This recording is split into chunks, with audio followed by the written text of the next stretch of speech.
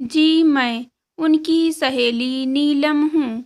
कल उसका एग्ज़ाम है ना, और उसने मुझसे कुछ किताबें पढ़ने के लिए मँगाई थी, वही देने आई हूँ। अच्छा तू ही है नीलम, जो सारा दिन फ़ोन पर मेरी बहू के कान भरती रहती है। देख लड़की, अगर आज के बाद तूने मेरी बहू को उल्टी-सीधी बात पढ़ाई तो मुझसे बुरा कोई नहीं होगा। अरे खबरदार, अगर आज के बाद तूने मेरी बहू को फोन किया और दोबारा इस घर में दिखाई दी है। अरे माँ जी, पता नहीं आप किस जमाने की औरत हैं। मैं तो सिर्फ आपकी बहू की मदद करना चाहती थी, लेकिन क्या करें, बेचारी की किस्मत ही टूटी है। उसे आप जैसी सास मिली है। ठीक है, जाती हूँ मैं। बढ़िया आई मुझे भाषण देने वाली, तेरी जैसी बहुत देखी है। मैंने शाम को प्रियंका अपने पति के साथ घर आती है।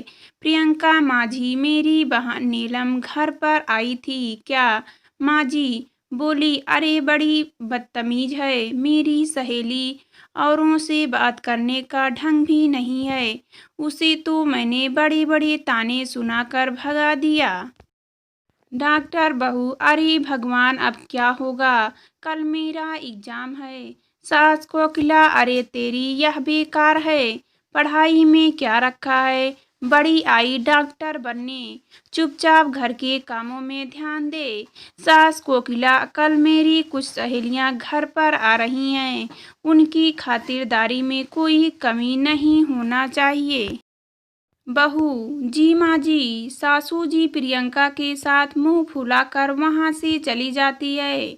अगले दिन का पूरा समय प्रियंका का सास की सहेलियों की खातिरदारी में और घर के काम में बीत जाता है, और प्रियंका एग्जाम दे नहीं दे पाती है। उस रात प्रियंका अपने पति करण को सारी बात बताती है। करण, अब क्या बोलूं, यहाँ भी ना कोई बात नहीं, और तुम अपना मुंह ठीक कर लो। अगली बार अच्छे से ठीक से पढ़ाई करना। भारती कुछ दिनों के बाद बाहर से आवाज आती है, अरे कोकिला बहन है, घर में प्रियंका है। कोकिला, क्या हुआ भारती, तू इस तरह लंगड़ा क्यों रही है? भारती, अरे क्या बताऊं कोकिला बहन, सीढ़ियाँ उतरते वक्त मेरा पैर फिसल गया और पैरों में सूजन आ गई है, इसलिए तेरी बहू से दवा पानी कराने आई हूँ। कोकिला, मेरी समझ में नहीं आता, लोग छोटी छोटी बातों को लेकर डॉक्टर के पास क्यों जाते हैं। अरे तेरा पैर मुड़ गया है ना, बस ला, अभी तेरे पैर को मैं ठीक कर देती हूँ, दिखा तेरा पैर। कोकिला भारती का पैर पकड़कर जोर से खींचती है। भारती, मर गई रे, ऐसा बोलकर जोर से चीखती है। कोकिला, अरे क्या हुआ, आराम मिला? भारती, एक तो मेरा पैर पहले से मचका हुआ है, कहीं ऐसा ना हो कि ज़्यादा मचकोड़ हो जावे। रहने दे तू, अब मैं चलती हूँ, और वो चली जाती है।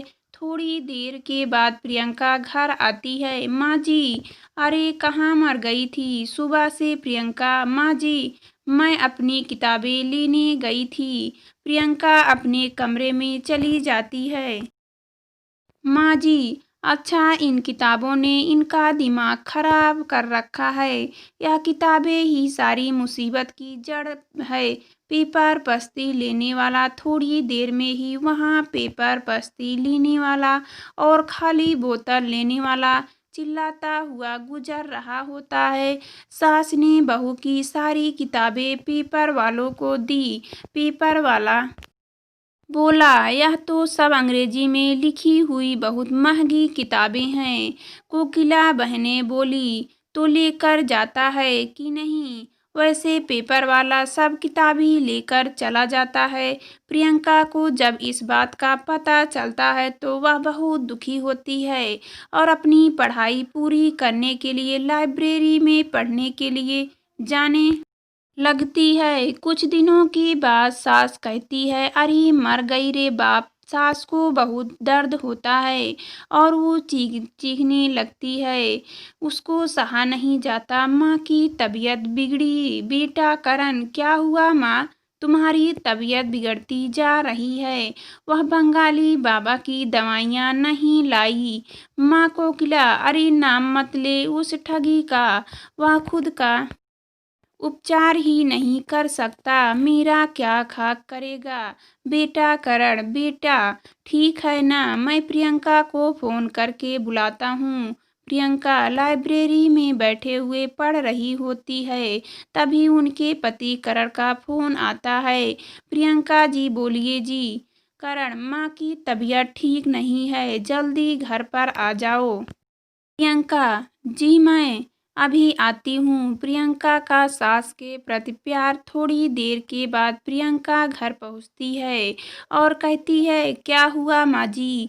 माँ जी, हाँ बहुत बड़ा बुखार है। प्रियंका, फिक्र ना करो माँ जी, आप मुझे एक बार चेक अप करने दीजिए, अब सब ठीक हो जाएगा। माँ जी, अच्छा ठीक है, बहू जैसी तेरी मर्जी। प्रियंका कोकिला का चेकअप करती है।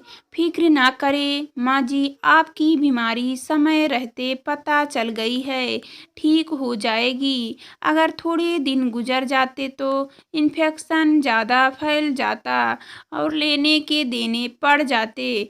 प्रियंका अपनी सास को एक इंजेक्शन लगा देती है और कुछ खुद दवाइयाँ खाने के लिए दे देती है। प्रियंका, अब आप एकदम ठीक हो जाएगी। कुछ दिनों बाद कोकिला पूरी तरह ठीक हो जाती है।